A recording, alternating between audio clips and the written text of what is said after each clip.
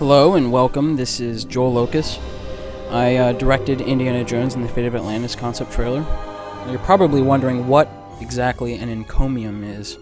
An encomium is a formal declaration of high praise, and I think that sums up most of the attitude that we had about this project. What you're looking at right now is the opening scene from the game itself, the original source material. The game was released in 1992 by LucasArts, of course. Part of the reason that it has endured for so long with fans is because of its multiple path gameplay. The game is also well known for its excellent storyline, which very much lent itself to our purpose, making a fan concept trailer.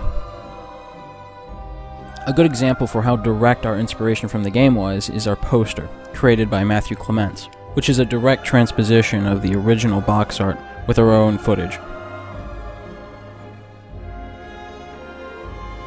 There was also a 4-part comic book based on the same storyline. The comic book was new to me, but when I took a look at it, it had some excellent visuals that actually trounced a lot of the scenes in the game. So here we have the first shot. This is the first scene that includes Sophia in the game, and it's also where you learn about Atlantis. I felt like it was a good starting point for the audience to experience in a trailer. Everyone involved thought it would be a good idea to show Atlantis in the manner in which Sophia depicted it in her presentation, so that it would contrast with the scenes later. As if you hadn't guessed, most of the shots in the film are done on chroma key screen. A few were done as luma keys, such as the audience members in the opening shot. This next scene, which was one of the few location shoots, was shot day for night, and you can see here in the wide shot that there was a city composited into the skyline. Also, a little detail that I'm very proud of is the light, which actually interacts with the building in the background. Something I'm very happy that no one noticed is that Indiana Jones and Sophia never actually met on set. In the end, we had something like 5 or 6 people playing Indiana Jones at one point or another, although all shots revealing his face were played by Philip. And let's hear a big huzzah for volumetrics and making bad models look a lot better than they are. This is actually one of my first 3D animations, and it was really a learning process. Previous to this project, most of my effects work was being done in the 2-dimensional or 2.5D realm.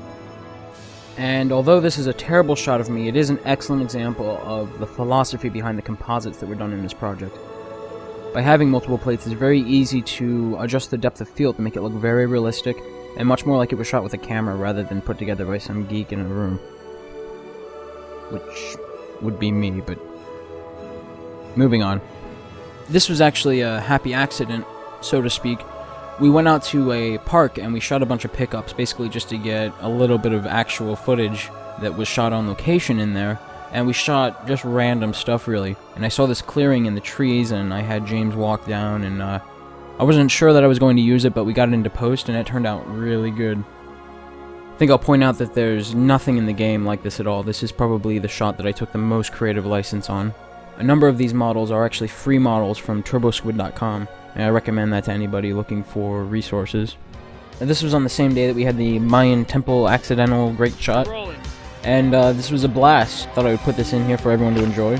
And if you watch closer, you're about to see James sock Bill in the face. Alright, make it look real, guys. I'm real close.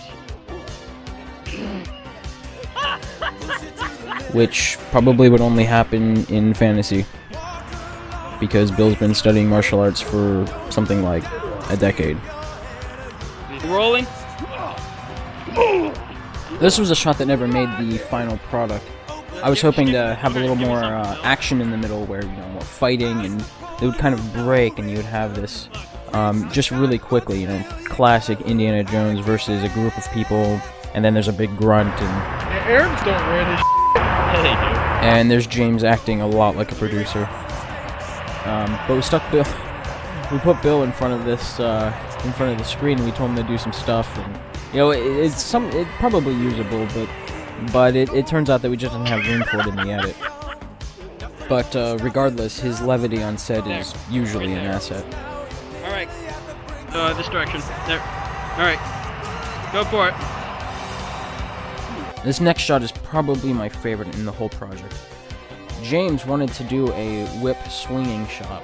He felt that it was necessary to sell the concept properly. And he had this idea of going out and using the swing against the green screen. I was kind of about it. I didn't think it was going to work.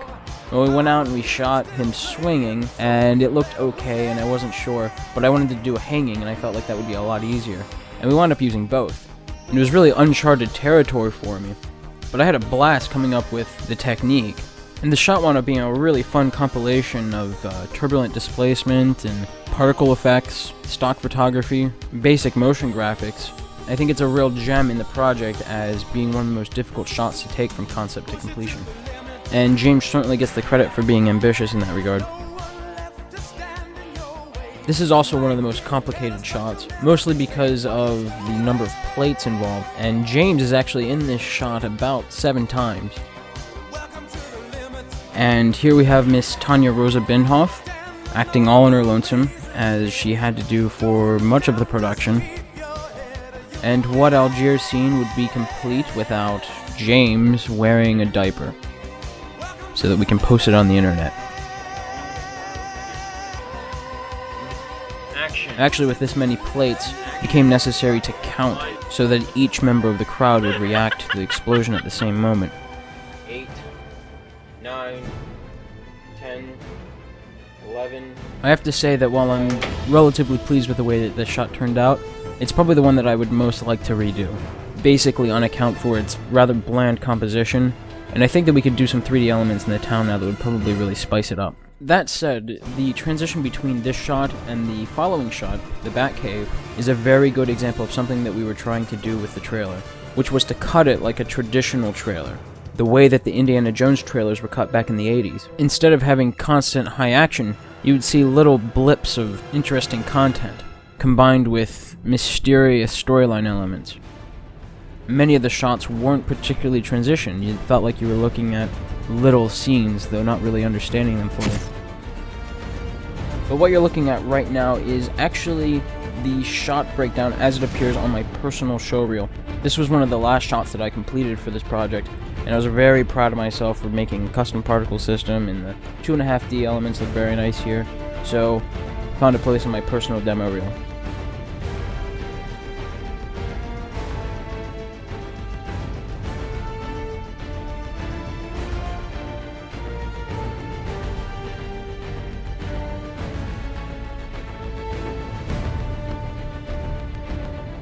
Yeah, go for it. There were elements of the game that James and I both wanted to include, and we were really sad to not be able to do them. This included a couple of lines and a couple of elements like the amber fish and the orichalcum. This is one such element that we were able to include. As the player approaches Atlantis in the game, 3 stones are aligned to operate machinery and open doors and do various tasks, and this is a very big part of the second half of the game. I also wanted to continue the sound of the stone discs sliding against each other through the Atlantis montage, as a subtle way to build tension. If you listen very carefully, you can hear that in the background in the edit.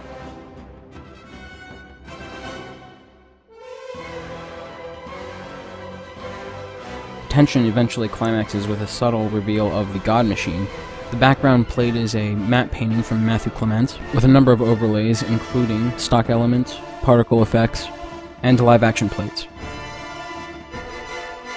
The shot is easily the best combination of both the comic book representation and the game.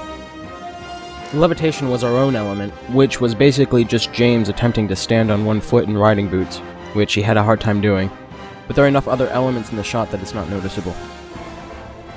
A lot of the shorter shots were a lot more straightforward, but we were able to do them with actors on their own schedules. The Uberman actor was actually across state lines for us, but we only had to shoot with him for one day.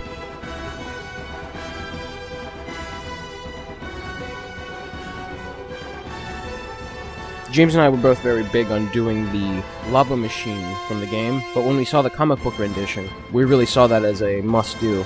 This was the first completed shot. That's Matt wearing my jacket, holding my .22 rifle with an apron wrapped around it. Oh, and a Russian hat from James. And that's about it, really. The camel shot always makes me crack up because there's no footage in it. It's basically just some pictures of camels animated against a sunset.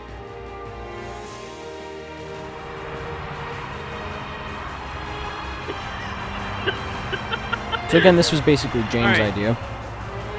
I was very Company iffy on now. it. That's Bill and Matt holding up the green screen behind him. And we had to do a lot of takes of this, but eventually we got one. The amount of time in the swing is so short that the footage of him swinging both forward and backward were used for just the forward swing. In order to do that, it had to be rotoscoped for the full shot. We had a fan on set for this shot, which really helped sell it.